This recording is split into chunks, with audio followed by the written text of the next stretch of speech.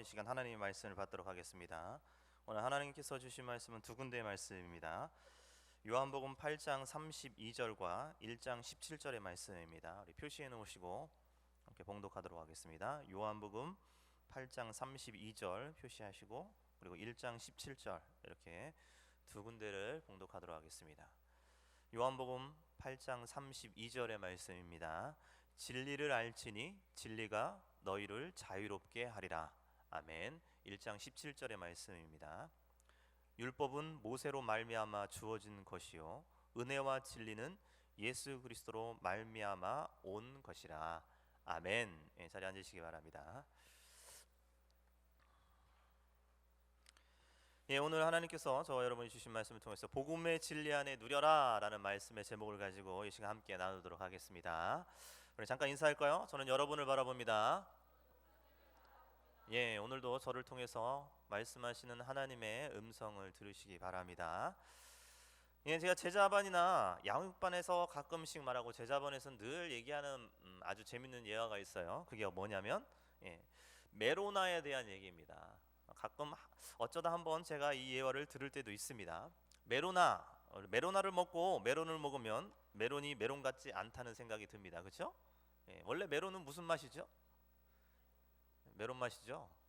근데 우리가 느끼기에는 참외 같기도 하고 오이 같기도 하고 애매모호한 맛이에요. 근데 메로나라는 아이스크림 먹으면 어떤가요? 메론 맛이라고 생각을 하죠. 진짜 메론이 가짜 같고 가짜 메로나는 진짜 같은 희한한 느낌을 받게 됩니다. 그렇죠? 신앙도 마찬가지인지 몰라요. 진짜 복음과 복음을 기초로 한 왜곡된 복음 중에서 진짜 복음을 들으면 가짜 복음 같고 가짜 복음은 나에게 진짜 같다는 거예요. 말이 헷갈리나요? 다시 한번 말씀드릴까요? 메로나를 통해서 진짜 메론은 가짜 같이 느껴지고 가짜 메로나는 진짜 메론처럼 느껴지는 거. 메로나를 먹으면 메론 맛을 느꼈다고 하는데 사실 진짜 메론을 먹으면 메론 맛이 아니에요. 헷갈리시는군요. 표정을 보아하니 뭔 소리 하는 거야?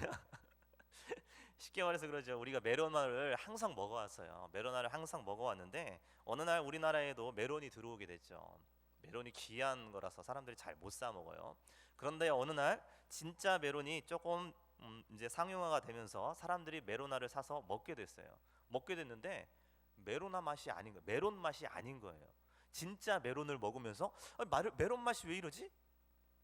우리가 생각했던 메론은 그 메로나, 어떤 회사에서 나온 그 메로나 있죠. 지금 멕시코에서 엄청나게 유행이라고 합니다. 그 메로나가. 제가 메로나를 이렇게 찾아봤는데요, 엄청나게 인기인데 그걸 먹으면서 우리는 이게 메론 맛일 거라고 생각을 했는데 진짜 메론이 우리나라에 들어왔을 때 그 진짜 메론을 먹으면서 이게 무슨 메로나야, 이게 무슨 메론이야 하고 진짜 메론을 메론 맛이 아니라고 이렇게 배격한다는 거죠. 그러면서 오히려 메로나를 먹으면서 이게 메론 맛이지 라고 한다고 생각한다는 거예요. 진짜는 가짜 같고 가짜는 진짜 같이 생각한다는 거. 이 복음도 마찬가지예요. 진짜 복음이 있는데 우리는 어떻게 보면 복음을 기초로 한 약간 왜곡된 복음, 그것이 진짜 복음이라고 생각할 수 있어요. 그래서 진짜 복음을 들으면 내가 알고 있는 왜곡된 복음이 오히려 진짜 같은데 진짜 복음이 나한테 왔을 때 그것을 이게 무슨 복음이 하고 왜곡시켜 버린다는 거예요. 진짜 복음을 외치면 받아들여지지 않는 거예요. 메로나를 먹으면서 야 이게 메론 맛이 왜 이래 하면서 덜 익었나 봐 하면서 치부해 버리는 것처럼 진짜 복음을 외치면 받아들이지 못하는 거예요. 그거는 진짜 복음이 아니야, 저거는 아니야. 이때 목회자로서 상당히 고민이 있습니다. 저도 목회자로서 상당히 고민이 있는데 이렇게 진짜 복음을 외쳐야 하나? 아니면 말아야 하나? 흔히 말하는 도덕적이고 윤리적인 말만 해야 하나? 그래서 사람들이 공감을 사게 해야 되나? 아니면 진짜 복음을 외쳐야 하나? 사람들이 받아들이지 못하더라도 성경에 나와 있는 진짜 복음을 외쳐야 되나? 이게 상당히 고민이 됩니다. 근데 복음 설교를 하게 되면서 제가 결정을 내린 거는 그래, 일단 진짜 복음을 외치자. 목회자니까 진짜 복음을 외쳐야죠. 여러분이 만족할 만한 복음, 아니면 여러분이 공감할 만한 말씀이 아니라 진짜 성경에 나타나 있는 복음, 그거를 외치자라고 했습니다. 그래서 이 진짜 복음을 외치면서 사실 기대하는 것은, 목회자로서 기대하는 것은 여러분의 삶이 변하는 것도 좋지만, 사실 내가 이 복음을, 이 삶을, 복음을 외침을 들으면서 오늘 이번 주에는 어떻게 살아야지라고 하는 그런 것도 좋지만, 사실 그걸 바라기보다는 자신의 내면에 알고 있는 복음과 이렇게 지금 강대상에서 외쳐지고 있는 아주 객관적인 복음을 서로 비교해 보는 거예요. 비교해 봄을 통하여서 정말 내가 알고 있는 복음이 올바른 복음인가라고 한번 되짚어 보라는 거예요. 결국 그래서 뭐냐면 자기가 자기 스스로 내면 여행을 해보라는 겁니다. 바깥에 있는 현상들을 바라보는 게 아니라, 바깥의 현상들은 우리가 늘 바라보고서 이렇게 판단하려고 하지만 그러지 말고 과연 그 판단하는 내 속에 있는 복음은 진짜 복음인지 내가 한번 내 내면의 여행을 하면서 그것을 보자는 거예요. 그 선포되는 진짜 말씀과 내가 알고 있는 그 복음, 이것을 한번 비교해 보라는 거죠. 이렇게 진짜 복음을 들으면 괴리감이 올 수 있습니다. 상당히 괴리감이 오죠. 왜? 이때까지 살아오면서 들었던, 내가 생각했던, 또 내가 받았던 그런 복음과 조금 객관적인 복음을 들으니까 뭔가 좀 애매모호한 그런 이런 괴리감이 생겨요. 그래서 받아들일 수도 있고 받아들이지 못할 수도 있습니다. 그런데 여러분 한번 고민해 보십시오. 쉽게 말씀드려서 이렇게 말해 볼게요. 여러분이 지금 알고 있는 복음, 그 복음이 진짜 복음인지 가짜 복음인지 어떻게 판가름할 수 있죠? 어떻게 근거를 댈 수 있습니까? 근거를 한번 대보십시오. 내가 지금 복음을 알고 있다면, 우리 목사님은 늘 복음을 외치는데 나는 복음을 알아요 라고 하는데, 그 복음이, 여러분의 복음이 진짜 복음인지 가짜 복음인지 그것을 정확하게 나는 이래서 진짜 복음입니다 라고 말할 수 있는 근거가 어디 있냐는 거예요. 사실 진짜 복음인지 가짜 복음인지 그것을 분별할 수 있는 단 한 가지 척도는 바로 성경 말씀밖에 없습니다. 내가 주변 사람으로부터 들었던지 내가 경험했던지 하는 모든 복음은, 그것이 진짜 복음인지 가짜 복음인지 이걸 판가름할 수 있는 유일한 방법은 성경 안에서 왔는지 아니면 누군가에게 전달돼서 왔는지, 이것을 딱 구분하는 건데, 누군가에게 전달돼 왔다면 이게 진짜 복음인지 아닌지 성경 말씀을 통해서 내가 그것을 다시 정립하는 겁니다. 근데 대부분의 사람들은 경험에 의한 복음만 듣고 성경 말씀은 보지 않아요. 그러면서 내가 알고 있는 복음이 진짜 복음이다라고 말하고 또 그렇게 생각해 옵니다. 그것을 계속해서 보죠. 내가 아는 복음을 성경 말씀으로 진단해 보아야 되는데 그렇지 않다는 거예요. 여러분이 알고 있는 복음은 진짜 성경 말씀으로 이렇게 진단해 보았습니까? 진짜 메로나의 맛이 진짜 메론인지 아닌지, 메론 맛인지 아닌지 알 수 있는 유일한 방법은 뭐예요? 진짜 메론을 먹어보면 되죠. 아, 그러면 이게 정말 가짜 메론 맛이구나, 만들어진 맛이구나, 아니면 아 진짜 메론 맛이구나 라고 알 수 있다는 거예요. 제가 설교를 준비하면서 한 메로나를 이렇게 쳐봤어요. 메로나에 이렇게 함유량 있죠? 함유량이 쭉 있는데 뭐 열량이고 뭐고 되게 많더라고요. 근데 거기에 메론 0.1% 이렇게 써 있어요. 메론이 0.1% 들어있어요. 뭐 20% 30% 좋은데 10%라도 원했는데 그게 아니라 0.1%예요. 근데 100%의 메론을 먹으면서 0.1%의 메론은 맛을 진짜처럼 느낀다는 거예요. 어쩌면 우리가 아는 복음도 성경에서 말하는 0.1%의 복음을 가지고 내가 알고 있는 복음이 진짜다라고 이렇게 생각하고 있을지 몰라요. 근데 성경에서는 100%의 복음을 말하고 있는데 그 100%의 복음을 딱 들었을 때 에이 가짜야 하고 0.1%로 느끼고 있는 내 복음이 진짜 복음인 것처럼 이렇게 착각할 수도 있을 수 있습니다. 우리가 진짜 내가 가지고 있는 복음이 가짜인지 진짜인지 알 수 있는 유일한 방법은 진짜 복음을 말하는 성경으로밖에 그것이 판단될 수밖에 없어요.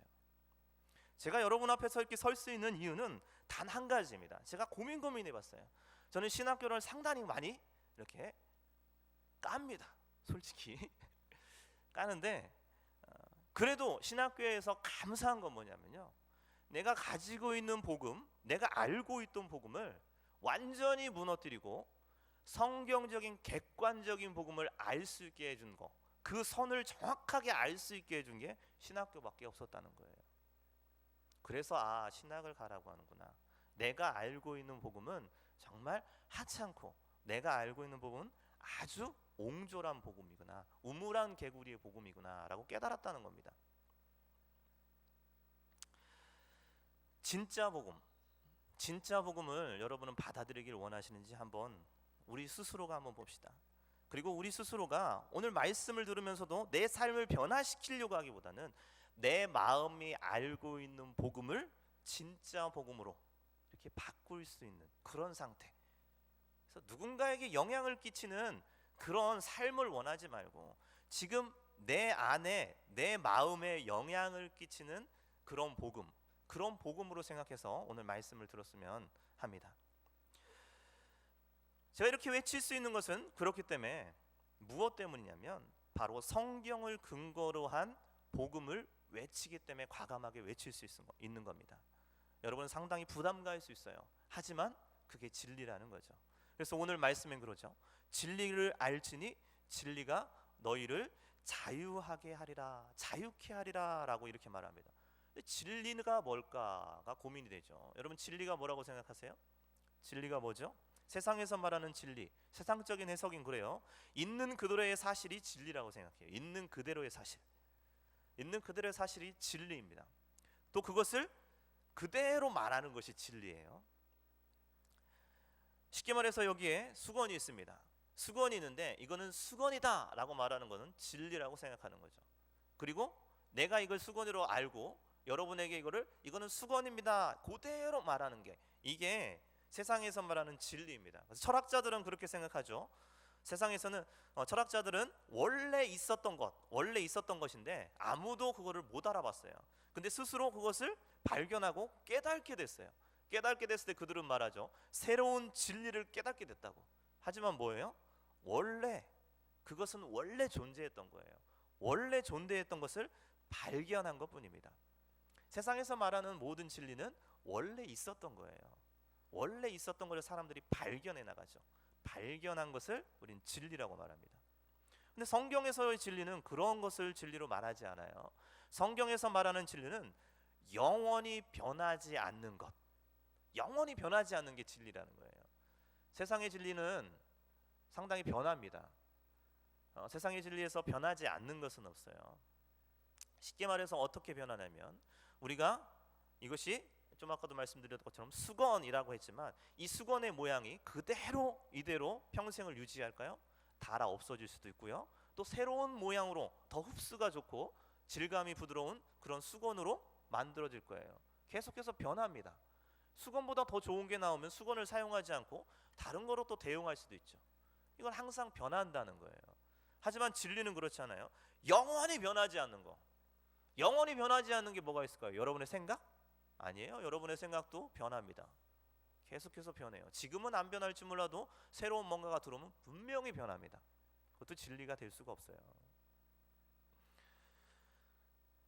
성경에서 말하는 진리는 영원히 변하지 않는 건데, 세상 것들은 다 변하지만 인간이 만들어내고 인간의 사상으로 만들어진 이런 것들은 결국 무너질 수밖에 없습니다. 아니, 변할 수밖에 없다는 거죠. 성경에서 말하는 진리나 그런 것은 과거에도 존재했었고 현재에도 존재했었고 앞으로도 영원히 변하지 않는 것, 그것이 진리인데, 그게 뭐냐면 바로 복음이라는 겁니다. 복음. 예수 그리스도라고 말할 수 없어요. 예수 그리스도라고 하면 하나님은 어떻게 됩니까? 하나님이 변합니까? 성령님은 어떻게 돼요? 성령님은 변합니까? 말씀은요? 말씀은 변합니까? 물론 삼위일체 하나님으로 봤을 때 성부, 성자, 성령 하나님 한 분이시고, 또 예수 그리스도는 말씀 그 자체다 라고 요한복음 1장 1절에 나와 있습니다. 또 똑같은 의미지만 어떻게 보면 꼬투리를 잡으려면 이렇게 꼬투리를 잡을 수가 있어요. 그렇기 때문에 이 모든 것을 통합해서 복음이라고 하는데, 이 복음은 영원히 변하지 않는다는 거예요. 2000년 전에도 있었고 지금도 있고 앞으로도 계속 갈 거니까요. 이것은 진리라는 거예요. 근데 세상에 어떤 것도 진리라고 말할 수 있는 건 없다는 거예요. 그냥 사실이라는 거예요. 사실을 그냥 말할 뿐입니다. 그렇게 이 진리인 복음을 알게 되면, 그 복음, 영원히 변해하지 않는 것을 알게 되면 내가 자유케 된다는 거예요. 자유케. 왜 그걸 알면 자유케 되죠?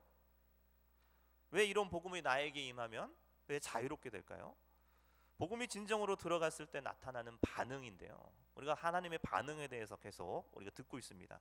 몇 주째 듣고 있는데, 복음이 진짜 복음이 내게 들어오면 반응이 일어나요. 반응이. 물론 그 반응은 긍정적인 반응일 수도 있고 부정적인 반응일 수도 있습니다. 복음을 진짜 딱 들었는데 탁 튕겨냈다. 그럼 반응을 안 보인 거냐? 반응을 보인 거죠. 아니라고 튕겨냈잖아요. 진짜 무서운 거는 복음을 들었는데 아무 생각이 없는 게 무서운 겁니다. 복음을 들었는데 튕겨내든지 복음을 들었는데 받아들이든지 이 둘 중에 하나라는 거예요. 복음이 들어가면 진정으로 반응이 일어나는데, 긍정적인 반응에 대해서 한번 말씀을 드려보고자 합니다.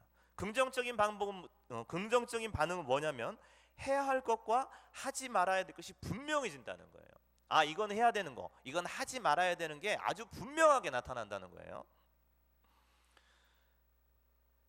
할 것과 하지 말아야 할 것이 똑바로 아는 것, 정확하게 아는 것, 이게 복음에 나타난 증거죠. 이때가 나면, 이 상태가 되면 이 상태가 되면 세상을 정복해 나갈 수 있습니다. 우리 지난주에 말씀했죠. 세상은 정복하고 누리는 거라고 했어요. 복음은, 하나님 예수 그리스도는 내 속에 있는 견고한 진을 깨트려서 내 속이 복음으로 완전히 노출되는 거고, 그리고 세상의 것은 누리라는 거였습니다. 그것이 똑같을 수 없다라고 했죠. 복음도 마찬가지라는 거죠. 복음이 완벽하게 내가 들어오면 해야 할 것과 하지 말아야 할 것이 분명하게 드러나는데, 이것이 정복한다는 의미입니다. 세상을 누린다는 것, 이것은 좋은 것은 취하고 악한 것은 버리라는 거예요. 좋은 것은 취하고 악한 것은 버려라. 근데 이걸 또 고차원적으로 생각해서 내 생각에서 좋은 거는 받아들이고 내 생각에서 나쁜 건 버린다, 그런 의미가 아닙니다. 아주 1차원적인 얘기예요. 좋은 것과 나쁜 것, 그것은 누구나 분간할 수 있는 거예요. 도둑질하는 거, 성경의 로마서 1장에 나와 있는 수근수근 거리는 거, 음행, 그리고 남을 해하는 거, 이런 모든 것 그냥 들어도 아, 저건 잘못인데 라고 생각하는 거, 그걸 정확하게 구분할 수 있다는 거예요. 분명히 아닌 것은 그래서 아니다 라고 말할 수 있는 상태가 복음에 완전히 노출된 겁니다. 그래서 이거는 여기까지는 누구나 다 알죠. 근데 문제는 분명히 아닌 것을 아니다 라고 말하는 게 세상을 정복해 나가는 건데, 여기서 이제 혼미해진다는 거예요.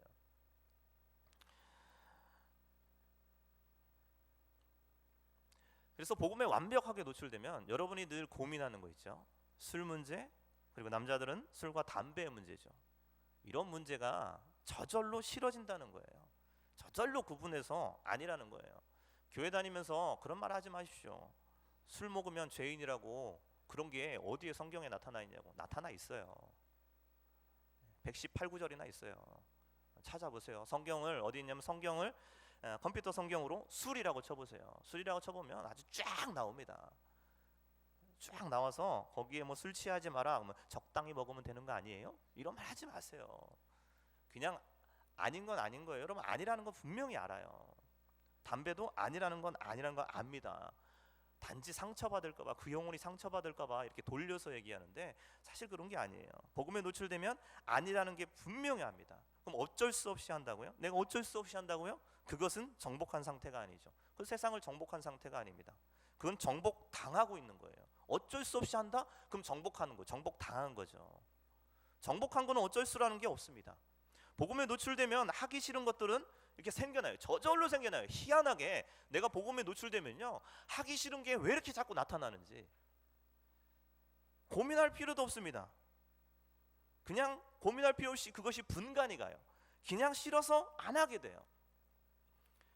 그래서 늘 청년들이나 사람들에게 외치는 것은 복음에 노출되면 저절로 그렇게 된다는 거예요. 그거를 뭐 설득해라, 나한테 이론적으로 설명해라, 아니 사실 그걸 필요 없어요. 그냥 복음에 노출되면 저절로 돼요. 저절로. 그걸 나한테 이론적으로 설명할 수 있습니다. 근데 굳이 귀찮게 그것을 이론적으로 설명하는 나 자신도 웃기고요. 그냥 복음에 노출되면 됩니다. 복음에 노출되면 이건 아니구나, 이건 기구나 라고 말할 수 있다는 거예요. 그래서 바울은 이렇게 말하죠. 이런 것들에 대해서 세상의 모든 것은 여러분에게 가합니다. 세상의 모든 것은 여러분에게 가해요. 세상에 있는 모든 것, 하지만 그것이 여러분들에게 유익은 주지 않습니다 라고 사도 바울은 말하죠. 사도 바울은 아주 현명한 사람이죠. 만약에 이렇게 했다고 하면 이렇게 말하는 사람도 있잖아요. 그럼 하나님께서 술을 왜 만드셨어요? 하나님께서 담배를 안 만드셨으면 우리가 타락으로 안 갈 거잖아요. 하나님께서 선악과를 안 만들었으면 우리가 죄를 안 지을 거 아니에요. 사도 바울은 말합니다. 그것이 너희가 먹거나 안 먹거나 다 가하다. 근데 그게 유익하지는 않다. 유익하지 않다는 건 뭐예요? 내가 나쁜 거와 좋은 것을 분명히 분간할 수 있다는 거예요. 아, 저거는 유익하지 않은 거, 이거는 유익한 거. 그래서 이거를 판단할 수 있다는 거죠. 이게 자유의지입니다. 이게 자유의지죠.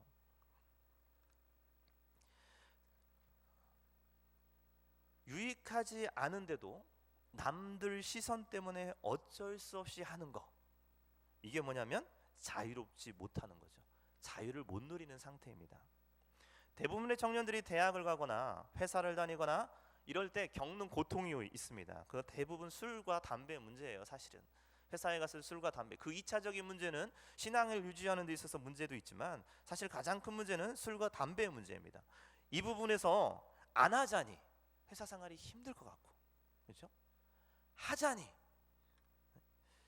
죄책감이 느껴지고, 술을 안 마시면 내가 회사 생활이 좀 힘들 것 같고, 술을 마시자니 하나님 앞에 죄책감이 느껴지고, 이 복음에 노출되면 어떻게 될까요?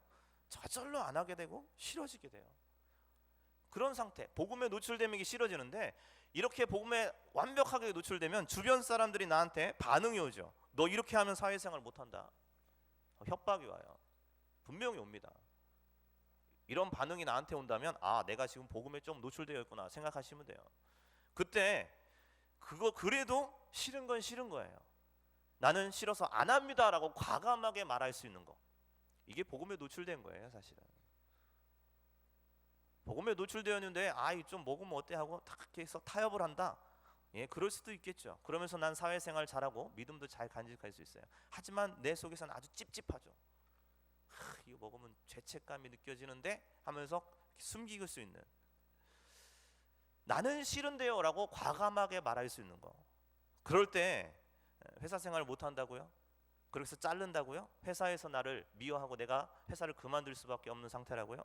회사에서 나는 술 때문에 너는 이 회사 못 다니겠다 라고 말한다고요? 사실은 내가 술을 안 먹는데요 라고 했는데 회사에서 나를 자를 수 있는 회사는 아무도 없습니다. 아무도 없어요. 만약에 그렇게 해서 회사에서 나를 자른다, 만약에 술 때문에 담배 문제 때문에 내가 잘릴 수도 있다, 그 회사 빨리 때려주십시오. 여러분은 과감하게 말합니다. 빨리 때려주세요. 그 회사는 여직원들을 뽑을 때 술집 도우미로밖에 생각하지 않는 겁니다. 분명히 말하자면 자신들이 술 마실 때 여자가 있어야 하고 그 분위기를 띄워야 하고, 또한 그 분위기에서 여자가 술을 따라줘야지 술맛이 난다는 거예요. 회사 동료이면서 술집에서 술 따르는 것 같이 어울릴 수 있는, 그렇게 같이 어울릴 수 있는 여직원을 원한다는 거예요. 여러분, 그런 여직원이 되고 싶습니까? 남자들도 마찬가지예요. 만약에 술 때문에 내가 회사를 딸린다면 그 회사 빨리 때려주십시오. 그 회사는 회사의 업무 중심이 아니라 술자리 중심인 회사예요. 그런 회사는 빨리 망할 수밖에 없어요. 업무 중심이 아니라 술 중심인 회사가 어떻게 발전할 수 있죠? 그런 회사에 가면 내 상사가 술 먹자고 했을 때 상사의 술 심부름꾼과 상사의 그 말하는 여러 가지 말을 들어주는 그런 사람으로밖에, 분위기 만들어주는 사람밖에 안 되는 거예요. 그런 회사에서 있다 보면 내가 회사 생활하면서 상사 욕밖에 안 합니다. 그런 회사에서 내가 발전할 수 있고 할 수 있는 건 뭐가 있을까요? 회사의 업무 중심이 아니라 술을 더 중요하게 생각하는, 술 못 마신다고 그렇게 하는 그런 곳에 있을 필요가 있을까요? 제가 교육에서 전임 전도사로 이렇게 넘어갈 때였습니다. 중부지방에서는 최고로 치는 그런 교회에 소개를 받아서 면접을 보러 갔어요. 면접을 보는데 상당히 그쪽에서 마음에 들어 했습니다. 그래서 이제 그것에 우리 함께 했으면 좋겠다라고 말을 하는 거예요. 근데 그 이미 그 면접으로 보러 갈 때 했던 얘기가 뭐냐면 그 교회와 옆에 상당히 큰 교회가 또 있었습니다. 그 교회가 또 중부지방에서는 아주 이름난 그런 교회였습니다. 그 교회 둘에서 항상 1년에 2번 체육대회를 하는데 축구를 항상 시합을 한다는 거예요. 면접이 다 끝나고 마지막 질문이 그거였어요. 너 축구 잘하니? 라는 질문이었어요. 근데 면접으로 받고 소개받았던 분에게 축구를 못하더라도 넌 축구를 할 줄 안다고 그래 라고 말을 했어요. 그냥 막상 가서 축구 못하면 걔들이 어떡하겠니? 라고 그러는 거예요. 아주 정직하게 말했습니다. 전 축구 못해요. 저 공은 다 싫어합니다. 공을 아무리 잘 차려고 해도 공이 삐딱하게 가요. 삐딱하게 치면 제대로 가고 참 신기해요. 난 공을 싫어합니다. 그렇다고 축구를 안 뛰지는 않아요. 뛸 수는 있어요. 물론 수비수 잘합니다. 수비수로 가서 공을 안 때리고 사람을 때리죠. 그래서 예전에 부목사님한테 되시게 욕을 먹은 적이 있는데 그래도 제가 수비를 했습니다. 그래서 그 부목사님이 제 앞에 오면 움찔하는 거예요. 그래서 제가 수비를 잘 본다는 소문이 공을 보지 않죠. 예, 근데 저는 축구는 못합니다 라고 했더니 심각한 얼굴을 하시더라고요.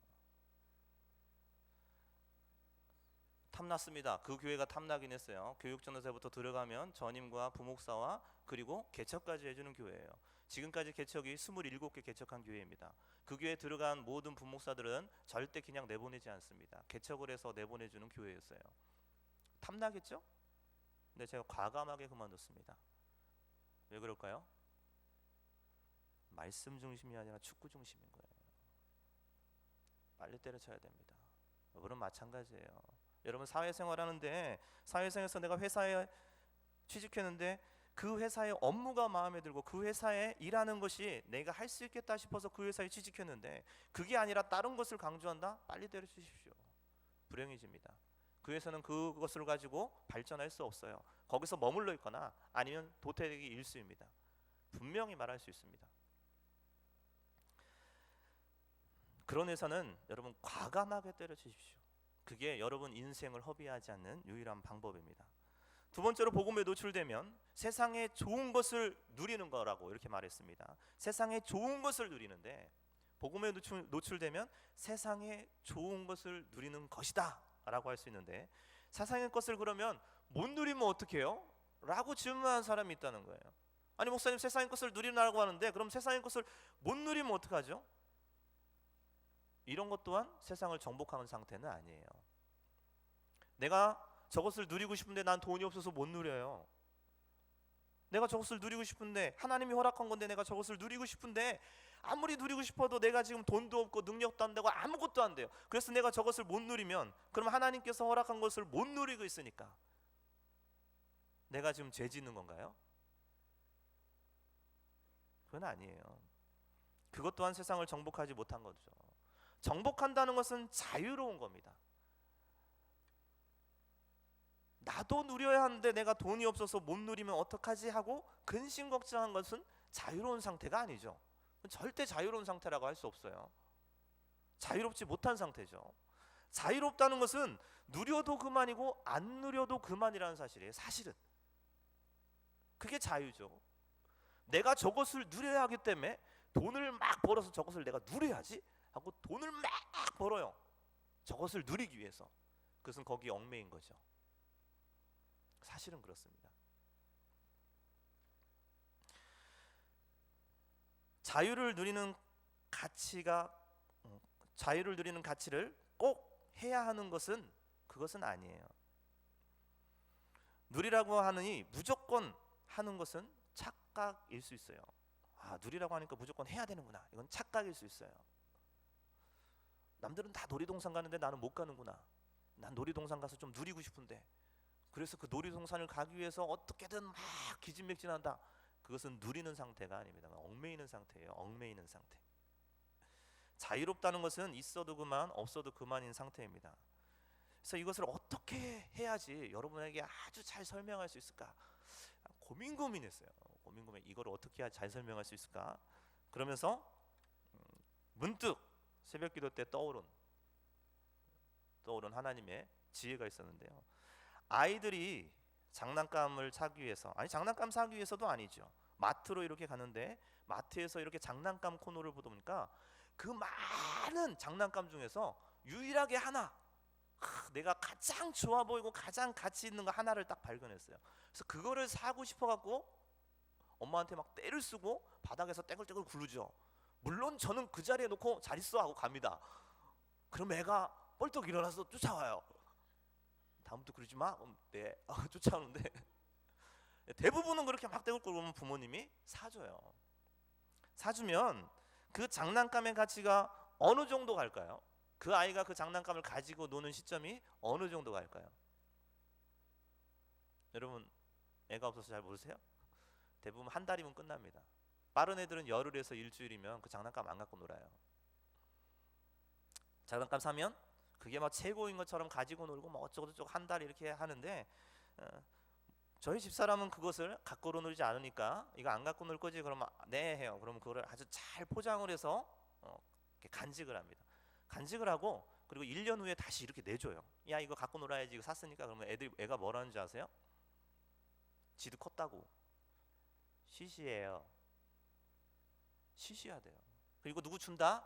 네 라고 말해요. 물론 그게 조금 아까우면 주기는 좀 아깝고 갖고 놀기에는 조금 그렇고, 그래서 이러지도 저러지도 못할 때도 있어요. 근데 대부분 이런 상태가 된다는 거예요. 결국 엄마 아빠를 조르고 울고불고 해서 산 그 가치는 영원히 가지 않는다는 거예요. 아주 잠깐이라는 거예요. 세상을 다 얻은 것처럼 밝은 얼굴을 하고 그 아이가 처음에 그 장난감을 안고 마트를 신나게 뛰어나왔지만, 마치 자유를 얻은 것처럼 보이지만 그 당시는 그럴지 모르지만 한 달도 안 된 시간이 지나서는 그 장난감의 가치는 온데간데 없이 사라집니다. 나이라도 한두 살 더 먹게 되면 그것을 아주 시시하게 쳐버립니다. 이거는 애들이나 가지고 노는 거라서 휙 집어 던집니다. 장난감이 있어도 그만, 없어도 그만인 상태가 됩니다. 요즘에 어른들에게 이렇게 합니다. 이 시기를 살았던 사람들이, 지나갔던 사람들에게 한번 이렇게, 가끔씩 이런 경우가 있는데요. 여러분도 이제 어느 정도 그 수준이 지났잖아요. 여러분에게 누가 2살짜리나 3살짜리가 갖고 놀기 아주 좋은 장난감 있죠. 지금 요즘 유행하는 장난감, 2, 3살짜리가 갖고 놀기 아주 좋은 유행하는 장난감을 누가 선물로 줬다고 생각해 보세요. 기쁘신가요? 일단 선물을 받았으니까 기쁘긴 하죠. 뜯어봤을 경우 선물이야 기쁘긴 한데 라고 2살짜리나 3살짜리가 받은 선물을 내가 딱 받았을 때 가장 먼저 머리에 떠오르는 게 뭔가요? 예? 장난하나? 장난하나? 그런 생각도 있겠죠. 그 다음에 떠오르는 건 아마 내 주변에 이것을 받을 만한 사람이 누가 있을까라고 생각할 거예요. 물론 그런 애들도 있을 겁니다. 그런 사람도 있을 겁니다. 이것을 인터넷에 올려서 팔까? 이렇게 생각하는 인간들도 있을 거예요. 근데 대부분은 뭐냐면 내 조카, 아니면 내 친구의 자녀들, 아니면 또 나와 이렇게 알고 있는 이웃의 아이, 이런 게 생각나서 그 아이들을 주면 잘 가지고 놀겠다라고 싶어서 그 애한테 주죠. 잘 가지고 놀으라고 선물로 줍니다. 그때 아까운가요? 그 장난감이 아깝다고 생각이 드십니까? 왜 내한테 줬는데 정말 귀중한 건데, 누구한테는 정말 귀중한 거예요. 2, 3살짜리에게는 정말 귀중한 거죠. 근데 내가 받았을 때는 별로 크게 선물이니까 기쁘긴 하지만 내가 가져도 상관없고 그냥 남을 줘도 상관없습니다. 근데 그 줄 사람이 있어서 그걸 줘요. 근데 전혀 아깝지 않아요. 이것이 자유한 상태예요. 여러분은 이 시기를 거쳐서 지금 이 단계까지 왔습니다. 아기였을 때는 아기의 가장 큰 엄마의 젖이라는 가장 가치가 있죠. 어느 정도 지나면 장난감이라는 가치가 있고, 또 초등학생이 되면, 요즘 초등학생은 스마트폰이죠. 스마트폰. 그리고 중고등학생이 되면 가장 요즘 가치 있는 것은 여자친구죠. 여자친구와 같은 것입니다. 대학교로 넘어오면 앞으로 취업, 자격증의 문제가 걸려 있고, 그걸 넘어가면 어떤 게 걸려 있습니까? 바로 돈이라는 문제가 걸려 있어요. 세상을 살려보는 거 돈이 필요하구나. 가치가 계속 변해요. 가치가 계속 변한다고요. 지금 상태에서 스마트폰이 새로 나오면 그 스마트폰을 내가 가지면 너무 좋죠. 행복해요. 그런데 나에게 나의 능력과 나의 이런 거를 봤을 때 스마트폰의 수준이 비싼 것보다는 이 정도도 써도 내가 괜찮겠다라고 해서 그거를 구입하죠. 그래서 좋은 휴대폰이 있어도 그만이고 없어도 그만인 상태가 돼요. 좋은 휴대폰을 물론 갈망을 하고 살 수는 있어요. 사서 그것을 누리면 행복하죠. 하지만 굳이 그게 아니라 다른 걸로 대체해서도 만족감을 얻을 수 있다는 이 자유한 상태입니다. 이것이 좋은 스마트폰을 사기 위해서 막 일을 하고 그걸 사기 위해서 매진한다. 그거는 자유롭지 못한 상태입니다.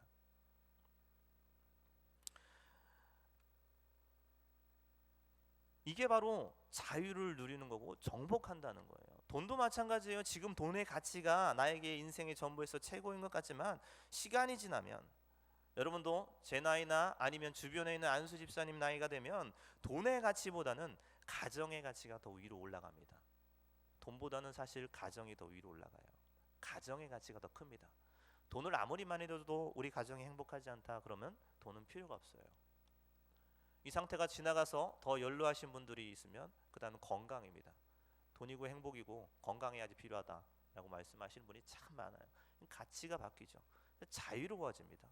이것이 쌓이고 하다 보면 그때 진정한 자유를 이렇게 누리게 되는데 신앙도 마찬가지예요. 그래서 복음이라는 영원히 변하지 않는 것을 내가 탁 가지면 이 세상의 것들은 정말 내가 누릴 수 있고 정복할 수 있는 거, 자유로울 수 있는 상태가 되는 거예요. 그거에 얽매일 상태가 되지 않는다는 겁니다. 주님은 세상의 것을 가치를 주지 말라고 그래요. 그것에 가치를 주지 말라고요. 이 견고한 진을 막 깨려고 하면 대부분의 사람은 그렇게 말을 하죠. 이 세상은 그렇지 않아요. 세상의 삶은 그렇지 않습니다 라고 계속해서 말해요. 근데 저는 계속해서 말하죠. 아니야, 성경에서는 그렇게 말하지 않는다. 여기서 계속 대립이 되지만 사실은 이 진리에 노출되어서 자유를 누리는 사람들이 상당히 많다는 겁니다. 그냥 누려야 할 것에 큰 가치를 두고 있지는 않은가? 나는 지금 그냥 이것을 누려야 하는데 이것에 큰 가치를 두지 않은가? 안 해도 될 것을 가지고 그것에 신경 쓰고 고민하고 있지는 않은가? 하나님은 우리에게 말씀하시죠. 복음에 노출되라.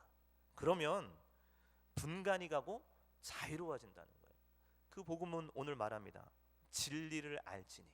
그 복음이라는 진리를 알지니 그 복음이라는 진리가 너희를 자유롭게 한다라고 말해요. 율법은 모세에게 났지만 그 진리는 어디서부터 오냐면 예수 그리스도로부터 온다라고 말해요. 그래서 예수 그리스도를 알면, 예수 그리스도의 모든 것을 알면 우리가 세상으로부터 자유로울 수 있습니다. 세상에 매진하고 있습니까? 아니면 세상을 정복해 나가고 있습니까? 진리를 알지니 진리가 너희를 자유롭게 한다. 오늘 하나님의 말씀입니다. 그 하나님은 안개처럼 우리에게 이렇게 가리워 있는데 그 가리운 안개 때문에 분간이 가지 않아서 내 마음이 흔들릴 때가 이렇게 있어요. 근데 그 안개가 싹 가시면 모든 게 보입니다. 그것을 가리운 것을 없애주는 것, 그 안개를 사라지게 하시는 분은 바로 주님의 도우심밖에 없어요. 세상에 살아갈 땐 이것을 분간할 수 있는 방법은 없습니다. 복음, 그 복음이라는 진리 때문에 우리가 그 안개를 걷어낼 수 있는 거고 거기서 자유로울 수 있는 거고 거기서 세상을 누리고 정복하고 그리고 그 세상을 자유롭게 만끽할 수 있는 겁니다. 복음 때문에 이 안개가 가리워지는 저와 그리고 여러분이 되기를 간절히 축원합니다. 아멘. 이 시간 다 같이 기도하며 나아갑시다.